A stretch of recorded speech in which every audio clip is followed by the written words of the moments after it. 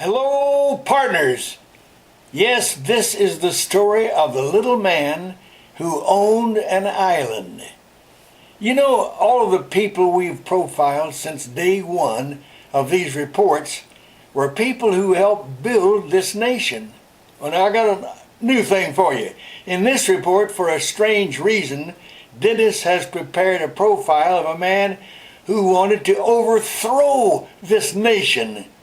What? You heard me. Now, Jimmy, why would Dennis want to talk about a traitor? I'm glad you asked that. I didn't say he was a traitor. Dennis just says he was a very confused little man. You see, our honoree wasn't from this country. He immigrated from England less than 5 years after the United States became the United States of America. Okay, go on. Well, there's a side to this guy that you have to know. When our honoree got to America, he met Aaron Burr, A-A-R-O-N, Aaron Burr, the former vice president who killed Alexander Hamilton in a duel. Well, I know this is getting complicated, but if you just hang out with me here, I think you'll enjoy the payoff when we get to the end of it. Aaron Burr became a real weirdo. He thought he knew more about Washington than anyone else in Washington, and he decided he was going to overthrow the American government. You what? That's right, stay with me. Meanwhile, our honoree this week had become so wealthy, he owned an island in the middle of the Ohio River near Parkersburg, West Virginia.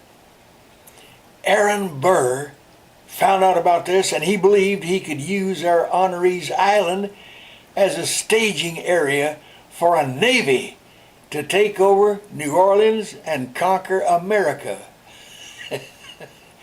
Aaron Burr talked our honoree into joining him in his plan to conquer America. Jimmy, what's this guy's name? You're going to remember him when you hear it again. His name was Harmon Blennerhassett. Harmon Blennerhassett. Let me say that one more time. Harmon Blennerhassett.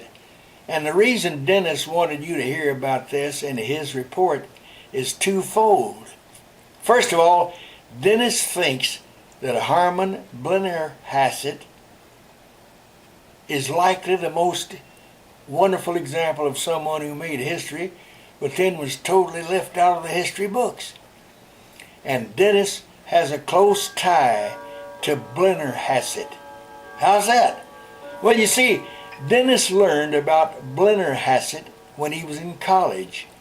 In the late 1960s, Dennis called a museum that still exists on Blennerhassett Island to see if he could get more information about him. This is going to get better and better, guys, trust me. Dennis wrote a poem which today hangs in the museum's lobby. This is for real. Here's how it goes. He whose island midstream stands, let us never pass it. Park your boat and call ashore for Harmon Blennerhassett. With whom can we share our praise?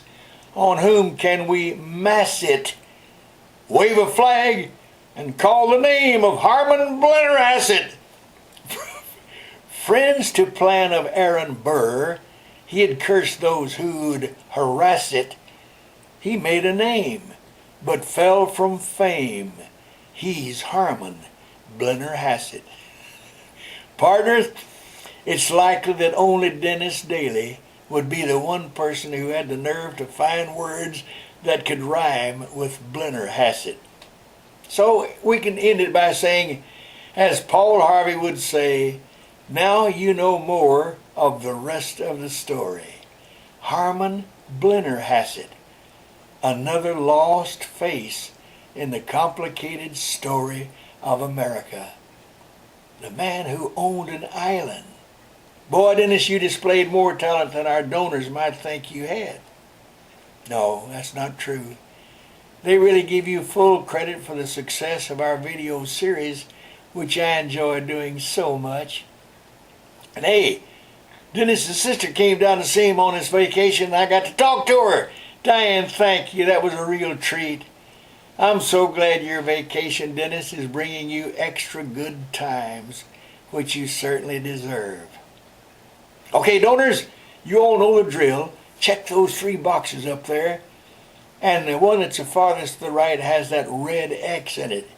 Magically, you'll return to the report page as soon as you click that. Don't click anything else, and you'll hear the rest of my comments. I'll see you with the story Dennis comes up for next week. He's still on vacation, not coming home yet. Hey guys, I love you so very much. You know that. Go get 'em, Tigers!